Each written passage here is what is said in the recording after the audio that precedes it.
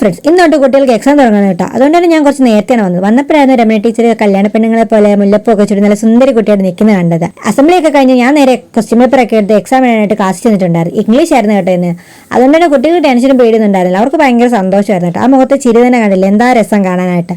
Exam ഒക്കെ കഴിഞ്ഞപ്പോഴത്തേക്ക് ഞങ്ങൾ ഇങ്ങനെ വർത്താനം പറയുന്ന സമയത്തായിരുന്നു ഒരു സൗണ്ട് കേട്ടതാ. ചെന്ന് നോക്കിയപ്പോൾ ഒരു അണ്ണാകുഞ്ഞായിരുന്നു കേട്ടോ. ഞങ്ങളുടെ മേൽക്കൂരയിൽ നിന്ന് വീണതായിരുന്നു അണ്ണാകുഞ്ഞ്. അണ്ണാകുഞ്ഞിന്റെ ചുറ്റുമായിരുന്നു കുട്ടിപ്പട്ടാളം മൊത്തം. പക്ഷെ അതിന് കുട്ടികളെ കണ്ടപ്പോൾ ഒരു പേടിയായിരുന്നു തോന്നിയത്. അങ്ങനെ അതെല്ലാം കഴിഞ്ഞ് ഞങ്ങൾ ഫുഡ് കഴിച്ചിട്ടുണ്ടായിരുന്നു. ഫുഡ് കഴിച്ച് നേരെ ഞങ്ങൾ വലിയോട്ടം സ്കൂളിലേക്കാണ് പോയിട്ടുണ്ടായിരുന്നത്. അവിടുത്തെ സ്കൂളിൽ വെച്ചുമ്പോൾ ഞങ്ങളുടെ വെച്ചുമ്പോൾ ഭയങ്കര ബെഡാ ദോസ്ത് ഹേ. അതുകൊണ്ട് തന്നെ അവിടുത്തെ ടീച്ചറിന്റെ റിട്ടയർമെന്റ് ആയതുകൊണ്ട് തന്നെ ടീച്ചർ ഒരു ഗിഫ്റ്റ് മേടിച്ചുകൊണ്ട് എന്നെയും കൂട്ടിയാണ് ടീച്ചറിന് കൊടുക്കാനായിട്ട് പോയിട്ടുണ്ടായിരുന്നത്. സ്കൂളും പരിസരമൊക്കെ നല്ല രസമാണ് കേട്ടോ കാണാനായിട്ട്.